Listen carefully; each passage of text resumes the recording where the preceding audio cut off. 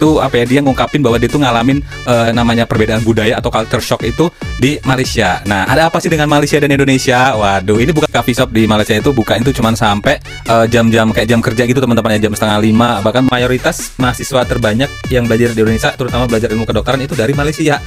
Gimana ya belajarnya?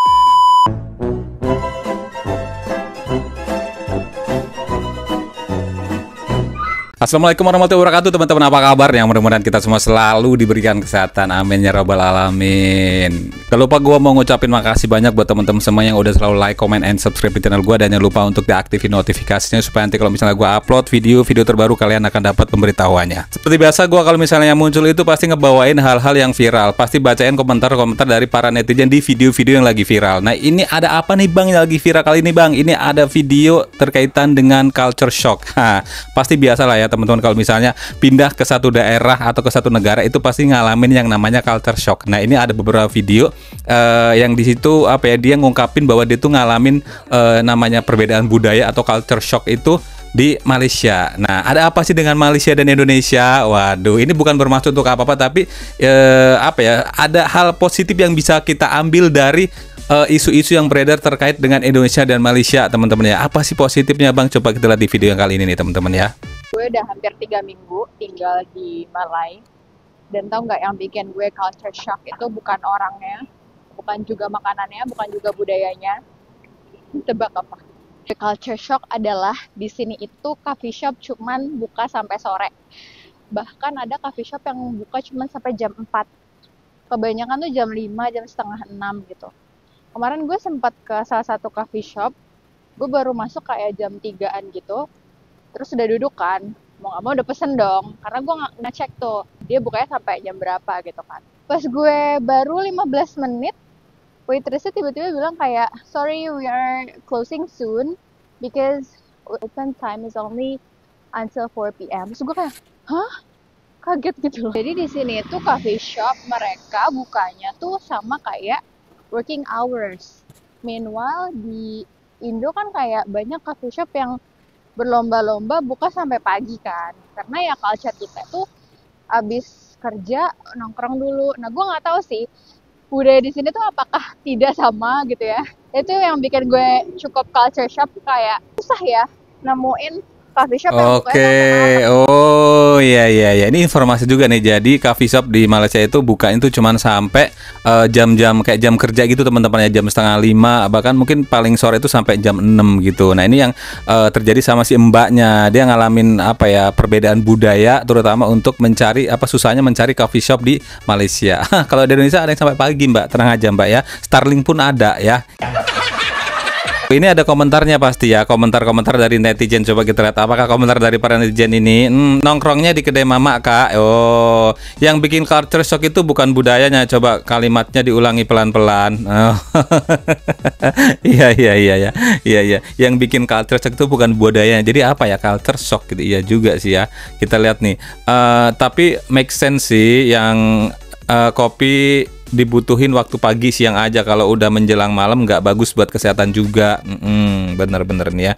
Susah cari coffee shop yang murah dan proper. Kalau kedai mama bisa jadi alternatif, tapi kan itu makan makanan kari dan nggak proper untuk laptopan. Oh, agak susah juga ya berarti ya teman-teman ya.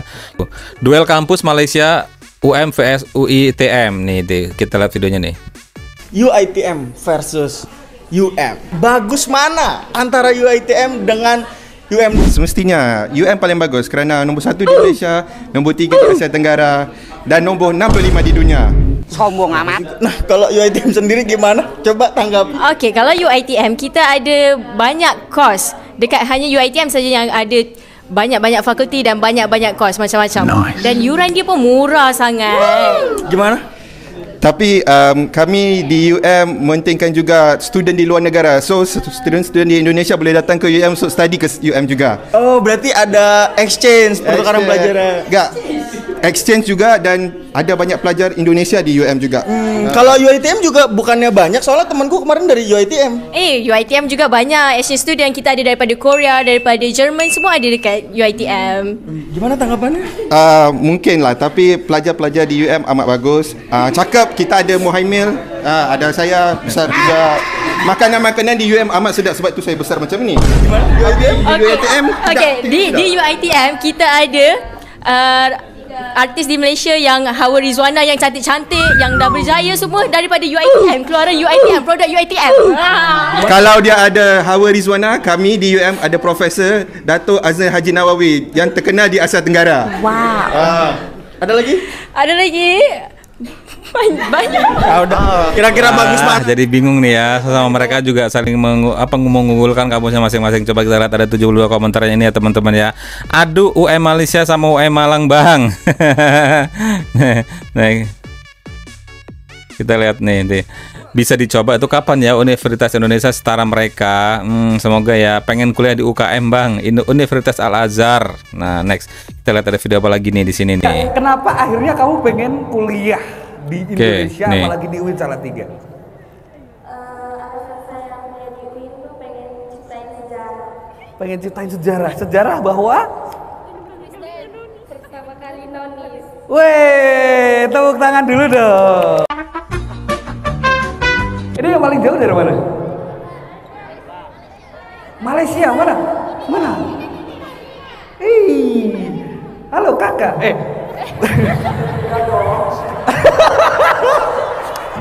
Masalahnya aku seminggu di Sumba. Jadi dia dari Malaysia ya teman-teman Halo, ya. kakak. Tuh, dan dia nonis tapi bisa kuliah di sini ya. Logat Melayu gimana itu kira? Coba ngomong. Macam mana pula itu Medan kak? Macam mana pula? Kamu dari Malaysia beneran? Iya, Malaysia Sabah. Sabah. Paspor Malaysia beneran? Jadi sudah berapa cowok yang kamu klaim menjadi milikmu? Enggak. Kenapa akhirnya kamu pengen kuliah di Indonesia, apalagi di UIN Salatiga?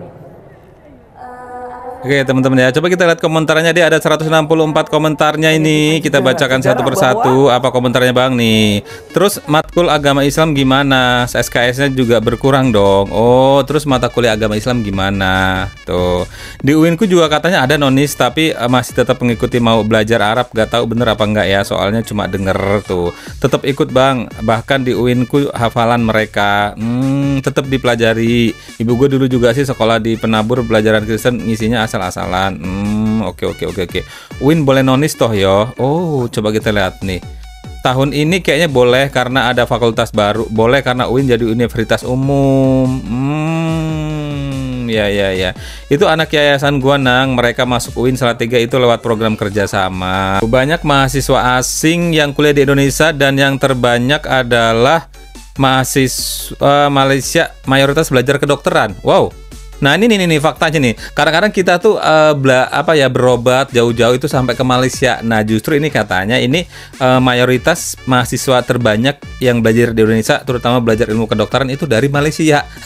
Gimana ya? Belajarnya di Indonesia udah selesai jadi dokter, ke Malaysia yang berobat orang Indonesia juga. Kita lihat ada 761 komentarnya ini ya. Ongkos kuliahnya murah ya. Saya belajar di Jakarta, sekarang sudah 10 tahun jadi dokter di Malaysia.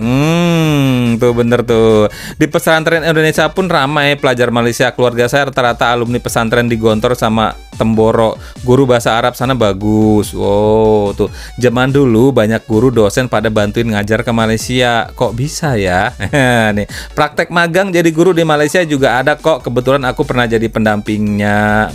Kenapa orang Malaysia malah kuliah di Indonesia? Tuh, ya kita lihat kenapa alasannya nih. Kalian dari mana? Malaysia. Kalian kuliah di mana? UIN Salatiga. Kalian beneran Malaysia? Betul lah. Coba lihat. Kenapa kurang anda percaya nih? Kok cakep nih, betul lah kami dari Malaysia. Coba lihat ini KTP. Paspor di rumah. Enggak. Oh iya bener enggak kayak ini KTP. Saya kalau bawa paspor pergi kampus kan. Iya. Mana? No need. Mana paten? Bentar. Mana paten? Kenapa anak Malaysia mau jadi kayak orang Medan gitu? Gak apa-apa, kolab kak. Aku mau tanya. Kenapa kalian kuliah coba kok dengar di alasannya Indonesia?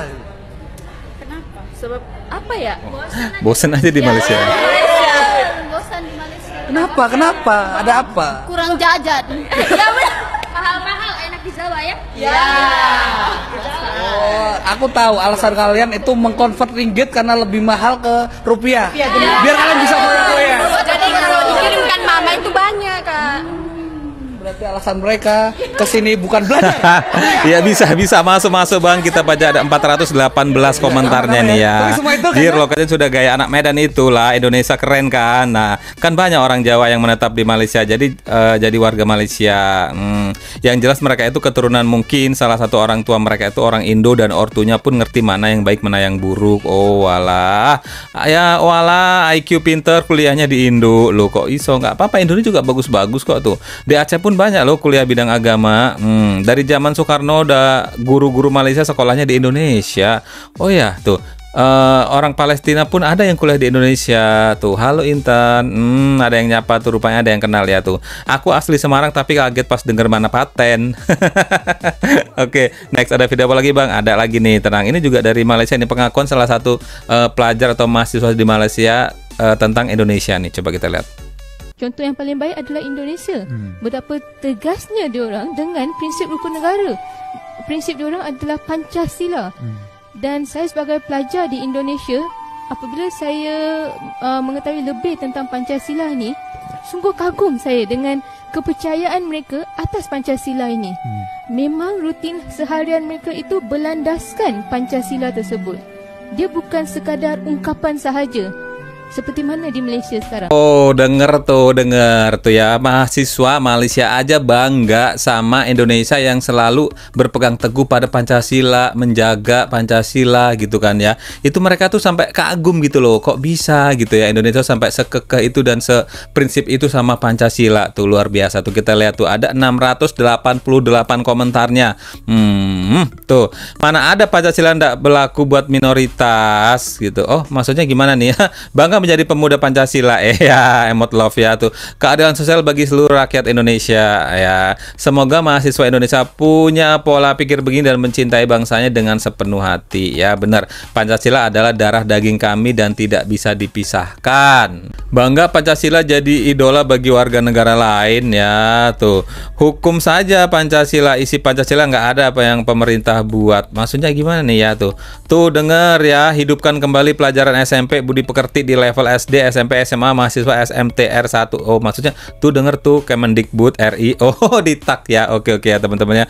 Ternyata bangga juga ya warga negara asing tuh, maksudnya kagum sama Indonesia karena masih berpegang teguh sama Pancasila gitu. Dan luar biasa, karena kita juga nggak sadar gitu, dan mungkin ada beberapa sila-sila di Pancasila yang mungkin nggak sesuai atau kurang pas untuk kondisi saat ini gitu kan teman-teman. Kayak keadilan sosial bagi seluruh rakyat Indonesia itu kan banyak banget yang digembor-gemborkan, katanya adil buat siapa gitu.